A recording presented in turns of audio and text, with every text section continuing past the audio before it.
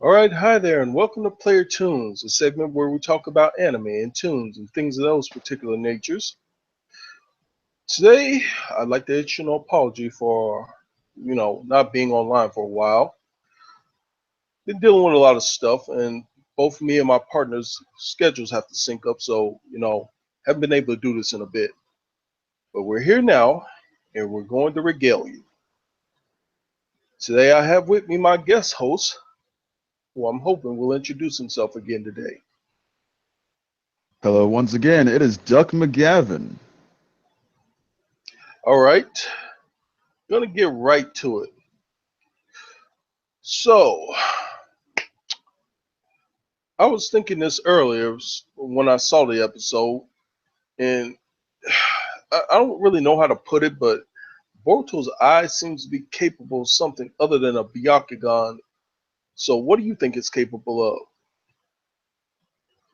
Aside from randomly throwing out lightning, it seems like exactly a Byakugan that can just see special chakra as well. Yeah, but I noticed that it was a little bit different than a Byakugan, which can see through any solid object. His Yeah. allows him to see negative chakra and stuff. I don't even know if the Byakugan will allow you to see chakra.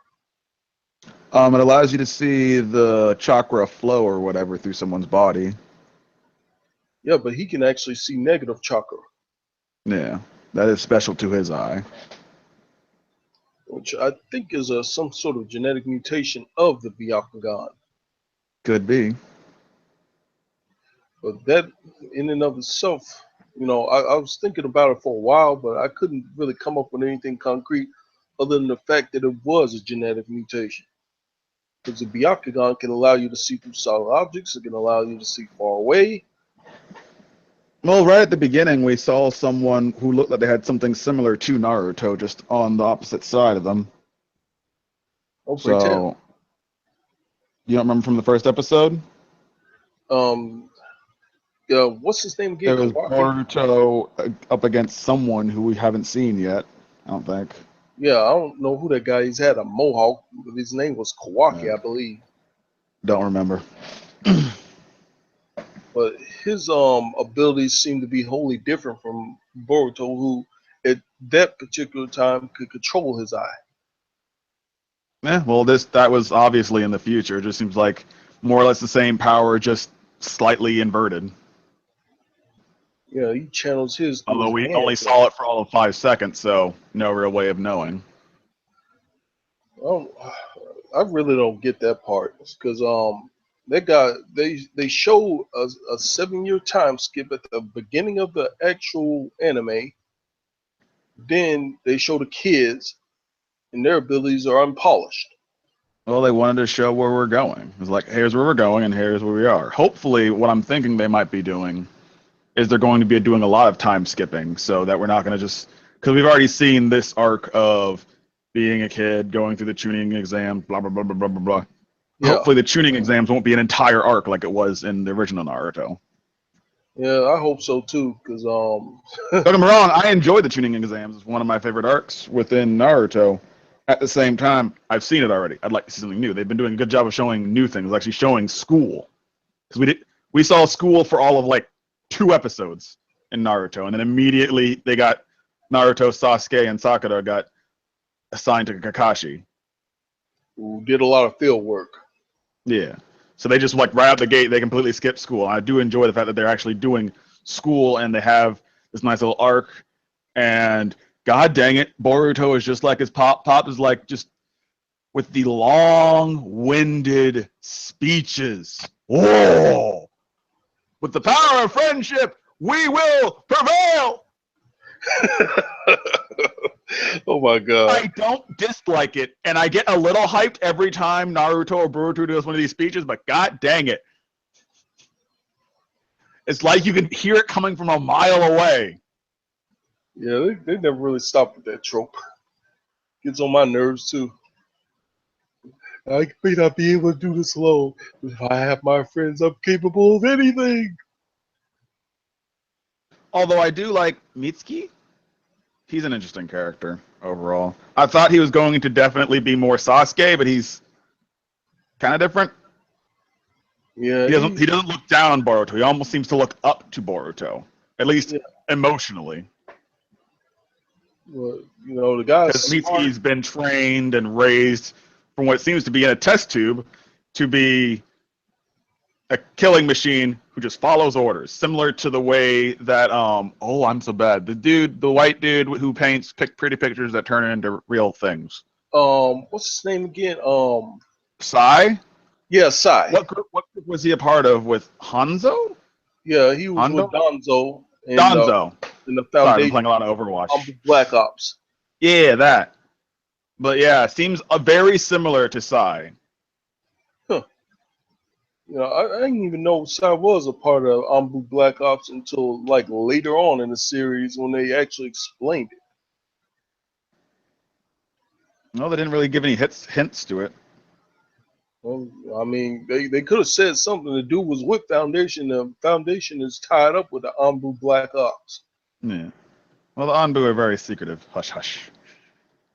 Y'all wear masks and have cool tattoos. Although I would like to see eventually who's behind Mitsuki and who is pulling the strings overall.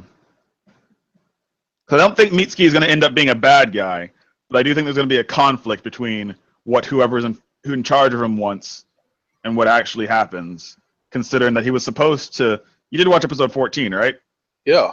Okay, so we're on. I just want to make sure we're on par. But because he was supposed to kill what's her face, but then didn't. Was supposed to basically kill her, and it seemed like kill her and then take her body back to the village hidden in the sound or whatever. Instead, she's alive, and Sai, who empathized with her, took her off to have a discussion. Who knows how that's going to be? But at least he said he wouldn't harm her, so take him on his word. Yeah, they are ninja. Ninja aren't exactly the most honest lot. Yeah, but I'm not saying it's a family show, but it's a show that promotes honesty, I guess, at least among the quote unquote good people. If anything, Boruto and his dad are the rarities in the ninja world because they like to fight people straight up, and ninjas are supposed to strike you in the back. Yeah. Well, Boruto is sneaky once he gets into the fight. I've pointed this out before, but he's a little bit smarter than his predecessor. Yeah. Yeah, he actually plans things out. And he can do it on the fly. Whereas Naruto, his battle smarts were almost unparalleled when he got going. Well, consider that Naruto grew up basically being hated and not really having anything to live up to. So he just kind of goofed off and didn't really care. Boruto, on the other hand, wants to prove that he's nothing like his father. And I'm assuming has heard stories about his father being basically an idiot and useless and blah, blah, blah. So Boruto wants to be as far away as he can, minus giving the long-winded speeches. Well, I mean, some things never change. In trying to prove that he's not like his father, he's kind of just proving he's like him. Yeah. They both got this in your face kind of full frontal attitude about everything. But that aside, I was I was just wondering, and this is kind of the segue into the next question. His eye. This is basically an integral part of the story where he starts to discover what he can do with that eye. Do you Yeah. think in the next two arcs he's going to gain control of it? I think Or, within the next one he'll gain some control over it. Oh, I mean, excuse I me. don't know how many episodes they're going to do to this particular arc in the Naruto series, but just to stretch the story out, I would do that too. I would have him gain a minimal amount of control over it, where he can't always summon it on command, but he can at least recognize what it does. Well, like the best allegory I can think of is like with Sasuke. At first, he wasn't super in control of his Sharingan, and then eventually got to the point where he was very in control of it, and then he got to be able to manipulate it to do whatever he wanted it to do, whatever it was supposed to do. and then through means of like Orochi or whatever, it got boosted because of reasons. Yeah, the amount of power ups that Naruto and Sasuke got toward the end, ridiculous. They went from barely being able to, fight on a Kage level to being able to take out all five of them. Mm-hmm. And that was just a one arc. Well, there at the very end during the Ninja War, honestly, it got just way too ridiculous for me. Yeah, that Sage of the It Six got to the Paths point where showing they up. were just making. It seemed like they were just making things up. Oh, now we can do this. Oh, now we can do that. Oh, now we can do this. Oh, now we can do that. No I mean, basis, just pulling yeah, magic out the butt. that was ridiculous because they showed the Sage of the Six Paths in some weird dreamland, and all of a sudden they got a power boost from it. I was like, what? They explained it like them inheriting their forefathers' power from the first Sage of the Six Paths and his younger brother. Also, not well, I guess not speaking of the sage, but I don't know if you noticed, but Neo, whatever that monkey cat thing was, the way they were showing it really looked a lot like when the Nine Tails attacked the Hidden Leaf. Oh yeah, the I new like how they're doing little nods to the old series here and there. yeah, they made it a threat that Naruto couldn't touch because of the immense chakra he has on his own, but that alone would feed the creature and make him into a bomb. It Yeah, he could went take out Super the whole Saiyan world. for all of half a second. Yeah. He went into his nine-tail form, and then once he realized he couldn't do anything, he just stood there asking side questions. Honestly, Then I don't think he Kakashi, realized shit. It was Kakashi was just like, "Hey, stop that! Go do other stuff." And he was like, "Yes, sir." Okay. In the end, yeah, Naruto is still not. He's smarter, but in the end, he realized he's not the smartest. He doesn't know everything, so he should listen to those who do know more than he does. yeah, because when he was younger, he too much like listening to anybody when he believed he was right about something. But now, as an adult, he realizes that he's not always right. Yeah. Just stubbornly continuing to push his viewpoints on people, you know, it may change them, but in the long run, it may not be the best thing for them. But, that's just my viewpoint on how he matured. Yeah. Since they did a whole time skip between him being like 17, 18 years old. Now he's, you know, probably in his 30s now. Probably somewhere around there. He's got to I be a do like his little. mastery of the clone jutsu. You never know what Naruto you're looking at if it's the real one, and chances are it's not. Yeah, that's kind of where his sneakiness comes into play because he does it at a habit now. Yeah. He's And just constantly got Boruto, shadow clones everywhere. yeah, and Boruto, like I said, in trying to prove that he's not like his father, proves that he's exactly like him because he does the same darn thing. Yeah. Although to be honest, at least from if I'm getting the ages kind of right, I hope I am. Boruto's mastery overall, I mean, granted, different circumstances, different chakra, blah, blah, blah, blah, blah, blah. His mastery compared to Naruto's at the time, because when Naruto first used the Shadow Clone, he made all of them against what's his face. He was trying to steal the scroll or something. I can't remember.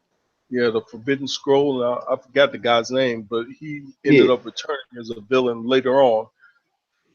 yeah, But he beat the crap out of him with like 100 clones. yep.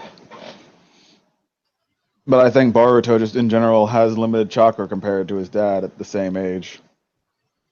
Which, in my opinion, isn't the worst thing in the world. I mean, if you got limited resources in that area, you learn to be smart about it, Yeah. like Honestly, everybody else mostly. you'd think that Boruto would jump on the chance to have, if Naruto had any time, to see if Naruto could train him and even, have him maybe even train, like send him to train with the frogs, toads, whatever they are. Ribbit, Yeah, I ribbit. don't think that will work, and the reason I don't think it'll work is because they explain in the beginning of the series, but through Sakura, green eyed girl, pink hair. Hmm. They explain through her that you cannot increase the amount of chakra that you have, but you can intensify and refine it through training. Yeah, but you also have to remember that nature chakra doesn't come from you; it comes from nature. And I'm not even talking Yep. about for him to I mean, increase his chakra. I'm just talking about generally going to train with the toads so that they can, help him out. Just give him oh, more if intensive that's what you training. mean, then that would I be don't a know if he's lot better quite for him. ready to, deal with nature chakra or even get anywhere close to sage mode. Yeah, because you got But to it would make refine your sense for chakra to a Naruto to, certain point. put him in contact with the other toads, maybe sign a contract, keep it in the family, and blah blah blah blah blah. I think he'll get there soon enough. I But hope right so. now, I think Naruto knows that his chakra isn't refined enough to handle something like that. Look at how hard he had to train just to be able to summon a tadpole. Eh? He had to use the nine tail chakra to summon Gamabunta. That was his first summon, and he kept having to use the nine tail chakra for a long time because his own chakra couldn't stand up to the load. Well, Naruto overall doesn't, at least at the time, he's not as good at the up or not upkeep. What's what I'm looking for? He's not good at learning things as quickly as it seems like Boruto is. While Boruto's maybe limited by his own mastery of his chakra, he seems to be more capable when it comes to learning things, learning new things. Heck, he's freaking Yeah, summoned Neo on accident. Nero? Whatever the fuck it's called. it's called Nue. It's Close enough. sort of a baboon with a snake tail in It's also Japanese got a tiger mythology. body. Yeah, that too. Anyway, moving on now. Hmm. I know this is a bit of a stretch, but I'd like your opinion on this. What kind of Hmm. character development you think is going to happen in the next two arcs? When they have their true villain arc. Well, I don't know about. Honestly, I don't know where they're going to go with the next arc. They kind of just left it really open ended. Yeah, they really did that in. I, I was hoping to bounce some ideas off you here because Because, I don't know where to with go with what's her this. face, she was from her father who was acting in vengeance for the Foundation, which is pretty much dead. So that's just, unless they're going to do another Foundation thing, which I don't think they will, they're just leaving it open to maybe starting with whatever 7 years from now. Heck, the next, because I think this is supposed to be a season end, right? 14 episodes? It Yeah, felt very end to me. yeah. For the first 14 episodes, it's the first arc. Yeah. So for the second arc, I really couldn't guess at what they're gonna do, but I think they're gonna introduce the first true villain of the series. Honestly, I think they're going to do a time skip. Wouldn't Really? surprise me. I hope so. Oh, you don't have any clues as to why they would do that? Skip all that. They've already done the school stuff. They're trying to, it seems like they're trying to explore things that haven't already been explored as much. So they did all the school stuff, Um, and next would be the tuning stuff. So if they just skip that right ever automatically and just have them be tunings, while it would be nice to watch, I don't want to watch it again. I just don't.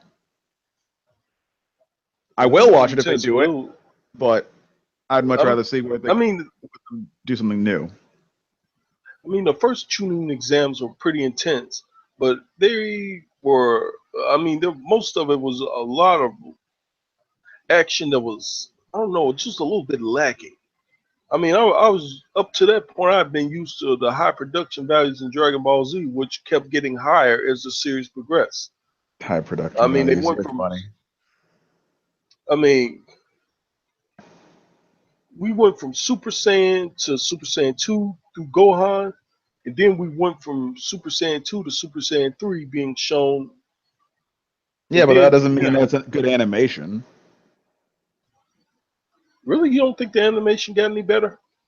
It definitely did over time when they got more money and it kept going, yes. But overall, I'd say Naruto, especially, well, the way that Naruto handled their animation was completely different from Dragon Ball, in that Naruto mostly used they properly managed their budget. Anytime there was talking or whatever, there was limited movement and everything else. But the second that there was action, they had a completely different team working on it and made it look fluid and honestly pretty darn good. Same way they do with Boruto, honestly, with a little bit higher quality because time forward and whatnot. But like Yeah, during the tuning exams, especially like when you had the Rock Lee fight, there was some really good animation. Or during the what's the guy with the Byakugan eyes? Deji. Yeah, his fight with Naruto. It was with Naruto, right? Yeah, Yeah. him and Hinata. He almost killed her. Yeah. But those fights were pretty good. And then it was Gaara against Naruto, right? The way that Carter. the way that Gaara manipulated that sand animation was really good. Yeah, I liked it when he fought Rock Lee though at first, and then he faced Naruto in the end. But He a lot of didn't what use. Dragon Ball or Dragon Ball Z did was not lazy, but like anytime there was fighting, it was just very quick frames of you see them punching and basically blurry so they don't have to actually animate it. They never really slowed it down, which made it look cool and it definitely saved them on animation. But as far as animation quality, Dragon Ball Z was nowhere near what Naruto was, at least in the beginning. Yeah, true enough. Because That that being Kale said, Kenshin. Dragon Ball Z, on top of being, well, relatively budget there during the end, just is an older anime in general. Yeah, And I as it mean, becomes easier to animate and use computers and blah blah blah, anime are able to be churned out a lot more, which is why you see a lot of shitty anime as of late because they can just keep pumping them and pumping, and even if don't do very well, at least they'll sell something, and they just keep pumping them and pumping them out. yeah, because a lot of these Like, animes what's fall the into studio that does Sword Art Online? I can't remember what they are, but they don't know how to stop making anime. what's the name again? A1, I think Uh, it is that does it. Is it A1? I know A1 also does a lot of stuff. It might be them. I'll do a quick check. Move us on while I do it. anyway, um, I guess we can move on to the next segment. All right, Boku no Hero Academia, or My Hero Academia for English. Mm-hmm. Um, I don't know. What do you think of the first true villain arc? What villain was there? Stain, the hero killer. There wasn't really an arc. He just kind of appeared, did stuff, and then went away. That wasn't He's really an gonna arc. show up later as a main villain that our main protagonist is gonna somehow take out. Yeah, maybe later, but as of right now, he was just a tease. Just like, hey, this guy exists. Pay attention to him. He'll probably be important later. Never see him again. At least not Yeah, until next season. I believe that they explained at some point that he had killed a certain amount of heroes. Uh, He pretty much paralyzed. 70 something, He I think he killed. Or is he injured 70 something? There's 70 something somewhere. it seemed more like he injured 70 something because if he had killed that many people, you know. Maybe he killed 18. I think it was 18 he killed. Oh, I'm bad with numbers. I don't know what the hell I'm talking about. Anyway, he pretty much paralyzed Roadrunner's brother, who had been working as a hero for years. Had lots of Mm-hmm. experience. Didn't seem to matter.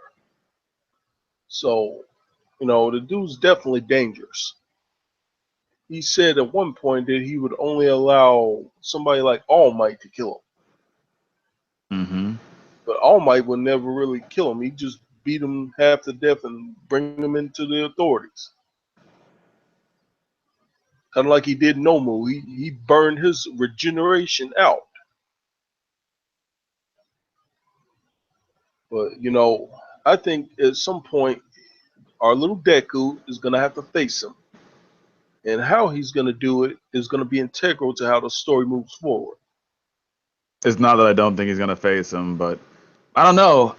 Honestly, I don't know if we're really gonna see him at all in this next arc because it sounds like he's gonna be going with what was that guy's name? Who's he gonna be interning with? Gran Torino. Yeah, that one. I love that movie.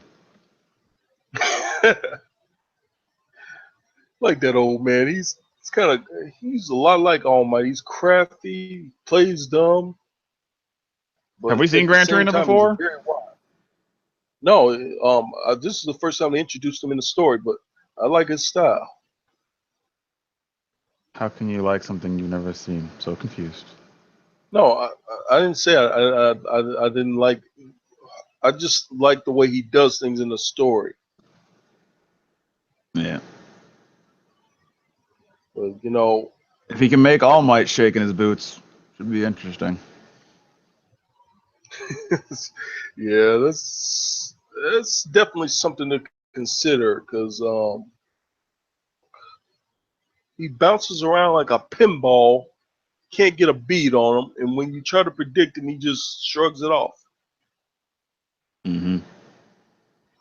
And if he's like that when he's old, I wonder how the heck did he end up not only being a teacher for a year out there? Did he just not get along with the staff? I'm assuming there was probably some sort of incident. He Either he pushed definitely something didn't. too far or something like that. His way of teaching wasn't kosher or whatever. Yeah. It makes me wonder about something else too. How these Mm-hmm. heroes end up getting paid? I mean, they work for agencies. What do their paychecks look like? I mean, that old man lives in a dilapidated old, shoebox. Advertisements, sponsorships, the same way a lot of athletes get extra money aside from their general sport.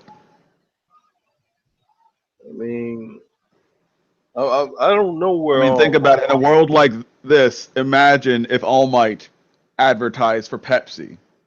They would pay him some metric ton of money for the guy who saves the world on the reg.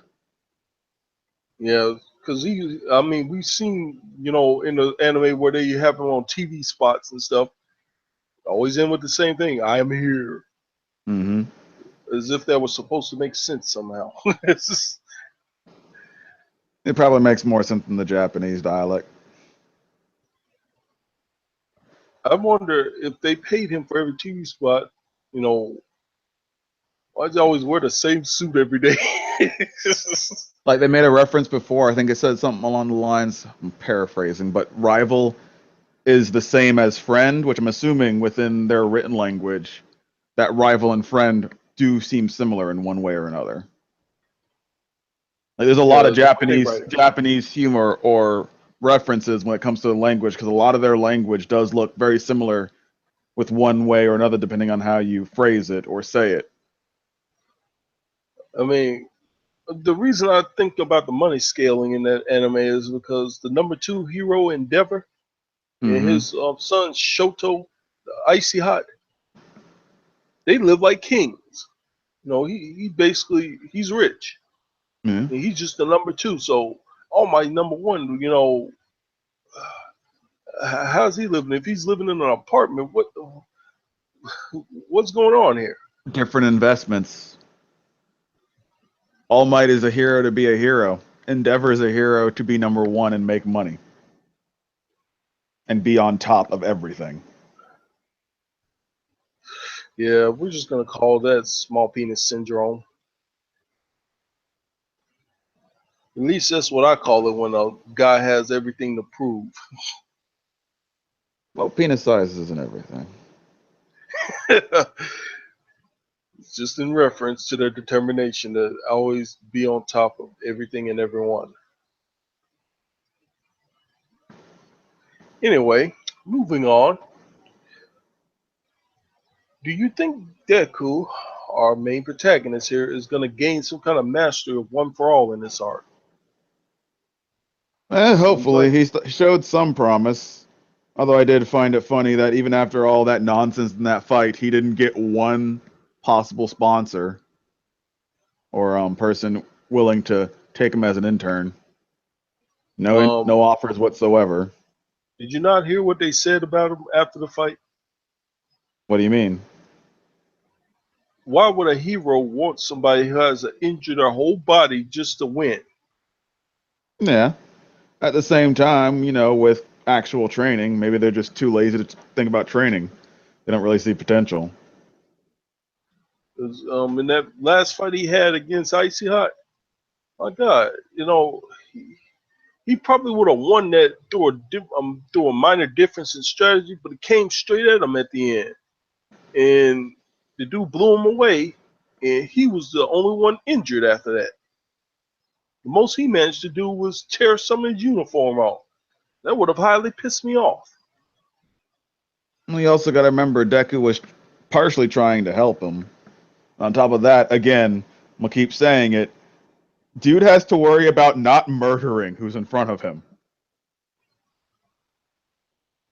I Because mean, if when he actually hit him, if he all out hit him, there would just be a smear. yeah, he turned him into street pizza, but that aside, like I said, a minor difference in strategy of how he employs these smashes could, help him win any fight. But he doesn't even have good control over one for all, because all he does is use to reinforce different parts of his body. He explained that in the latest episode. That all he does is turn the switch on and off in different parts of his body, and it ends up breaking because he puts too much into it. He But did if have he, one good hit where he didn't, break anything yeah, major. he had to keep That's why I think in imagining. this next arc we're gonna have All Might's teacher, Gran Torino or whatever. I'm assuming that's why he was shaken because probably Gran Torino helped All Might be able to control One for All as well. Uh, True enough, but that's gonna be on my next question. But right now, let's focus on him gaining control. He seemed to figure out what he needed to do in order to gain control of One for All. Instead of using it to reinforce parts of his body for a short period of time and overloading it and breaking his bones and stuff, he seems to think that constantly running the power throughout his whole body and keeping it that way is what's going to help him the most, which I think makes sense. Oh, we'll see. I mean, if you think about a faucet being turned on, if you put your finger under that faucet and the water sprays everywhere, then is the effectiveness of it actually landing in the sink is going to be reduced as opposed to when you take that finger away and let it just flow down the drain. But if you put your finger under it and try to limit how much it gets into the sink, it's going to spray everywhere else, get all over the curtains, on the counter, hit the sink. I mean, hit the stove. All kinds of stuff. That's just a simple analogy to just help you visualize that. But if you Yeah, I just gotcha. run that power throughout your body and keep it that way, you might have trouble moving at first, but as you get used to it, boom, you got all for one control.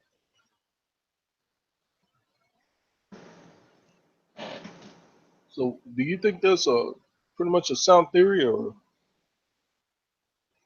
Honestly, I'm not so sure.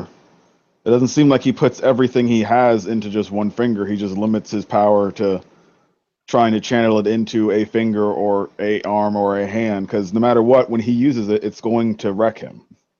At least for now. but he pretty much admitted that he's only got about 5% of it under control. But that 5% could be deadly even at that level, Yeah. even though his body's not that strong compared to what All Might had to go through when he was his age. Because Gran Torino said it himself that All Might's one redeeming feature was his body. He was strong, Yeah. so he was able to use One for All normally from the start. Deku, on the other hand, cannot do that. Maybe it's his mental barriers, maybe he's too nice, or I don't know what it is, but he cannot use One for All properly. That's gonna take And time. And like the nurse said, he can't just keep breaking his body in order to learn, because she can't keep healing that stuff. She had to pick fragments of bones out of his joints the last fight he had, and now his right hand is crooked. So Well, we'll see. at some point, he's gonna have to learn how to channel it throughout his whole body and keep it that way. Because somebody like Stain is not gonna wait for him to get full control. He's just gonna dice him up. Well, I don't see him. He might fight him at the end of the arc, but I think we're going to see a lot of Deku training in this next arc, like a Yeah, training hopefully. montage. Yeah, Like, do you hopefully. remember the arc of Dragon Ball when Goku was with Roshi and Krillin? Did you Yeah, watch Dragon Ball? when he was with Roshi on that little planet. You're thinking of King Kai. Oh Roshi yeah. is Oh, turtle, Roshi. turtle, Yeah, turtle when dude. he was with Roshi and he was training with him on his island. Yeah. And that lasted for like an entire arc right before they went to the next arc, which was a tournament arc. But True I think enough. that It was him they and can Krillin, wasn't they it? can make an entire season thing or arc out of basically Deku training and getting better. Which I wouldn't mind, just as long as he gains the control he needs. Yeah. Because this is getting ridiculous at this point. It's not even fun to watch him just barely struggle to lose. Well, he's gotten a lot better, and I don't think he was really planning on winning. I mean, I Honestly, would he like didn't to. even seem disappointed in winning. Yeah, Icy Hot seemed more shook after that fight than Deku did. yeah, Deku was unconscious. Yeah. I mean, after he became conscious again. But I guess he did help him in the end, which is good. Yeah. It's good on his character development. But like I said, I would like to see him gain some kind of master, because in real life, nobody's going to give you enough time to learn how to control your abilities. They're just going to beat you down and Well, hope you don't gain any control. we shall see. But I guess we can just move on to my final question. Mm-hmm. This was explained in the latest episode, but I'd like to hear your thoughts on it. I know at least two holders of One for All that Gran Torino trained. It was All Might and his predecessor. How Mm-hmm. many do you think he's seen? How many holders of All for One do you think he's seen? Well, it depends on how old he is. Considering, I'm assuming it might have been a friend of the holder before. Um, there's All Might, there's a person before All Might, and the person before that was probably a friend of Gran Torino. So I'm assuming Gran Torino is probably somewhere in the old as all hell range. He's got to be in his 80s. I'm He's still imagining moving. we either have little old dude that you shouldn't underestimate, or really big old dude. Nothing in the middle, probably. Yeah, because here's the thing. He told Deku that One for All isn't as special as he thought. He was just treating it as a special move, which is why it was breaking his body every time. But if he gains control over it, in order to do that, he's going to have to think along the lines of his classmates who have been using theirs all their life, 15 years. Hmm. He Deku pretty much figured it out right then that in order to gain control, I have to use it as a part of me instead of just a special move. Because that's how they use their quirks. They've been using them all their life, and they don't think about it. But Well, he Deku has to hasn't even consciously had control like them. this arc, well, not arc, but this story has basically been like what, a whole semester of the Hmm. academy. So like these two arcs that we've had been one semester. So considering that, I'd say we're probably like what, 5 months into Deku's story, 5 6 months. Yeah, true enough. But So comparatively to the years that they've had living with their own quirks, I'd give Deku there a have little been slack.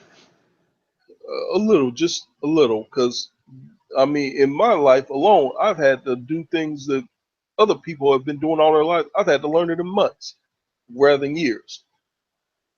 You probably have had some times in your life where you've had to learn things in a short amount of time that other people have always known. Yes, but I liken this to like all of a sudden if you had to learn nuclear physics, assuming that you don't Yeah. automatically already know nuclear physics. Do you? No, I probably know few of the basics, but it will take me years. But yeah, if someone came to you and said, "All right, before the world ends, you have to save it. You just need to learn nuclear physics within a year, all of it." That's what I assume is the massive pressure that is being put on Deku. But we have to There's a think of big it as difference a between hurdle. saying, "Hey, can you use these skills of like being a general electrician to being a actual engineer, and you can use some of what you've learned to become an engineer, something similar in the field, as opposed to something completely out of your depth." But he's already on the path of a hero, so it's Yeah. either this or there's really no other choice. I mean, he's a holder of all for one right now, so he has to be pretty much a hero. Otherwise, the whole thing is wasted on. Honestly, if he So wasn't as smart as he is, I think he would have a harder time. yeah, this the one handicap they gave him to balance out all the weaknesses he has is that got a piercing intelligence that allows him to further his control over it. But like I said, he has to think of it like a hurdle he has to jump rather than just a handicap that he has to overcome.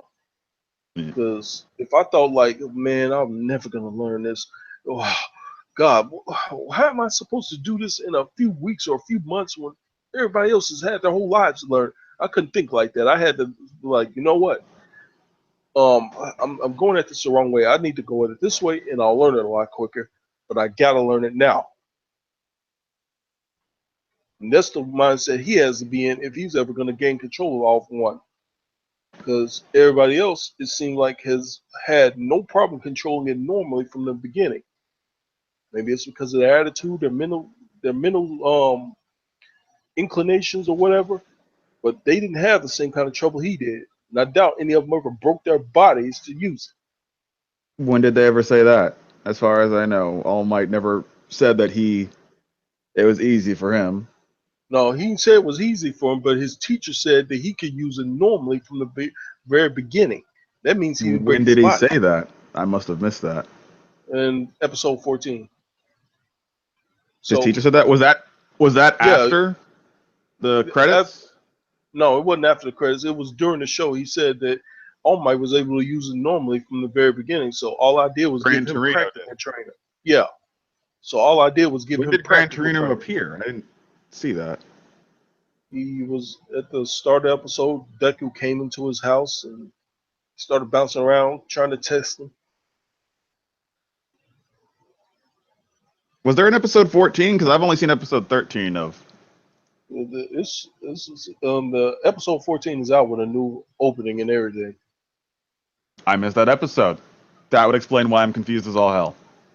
Thank you very much. Don't worry about it. You've been keeping up, so I'm not gonna hold it to you.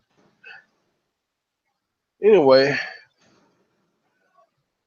I think as a whole, Deku has to overcome this as a sort of trial. His lack of mastery is the biggest, you know, thing that's holding him back right now. Everybody else can use theirs perfectly. He has to get to a point where he can at least make it usable.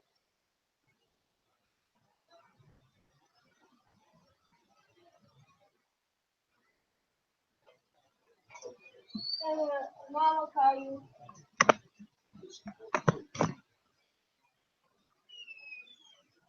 Hello? Fearless?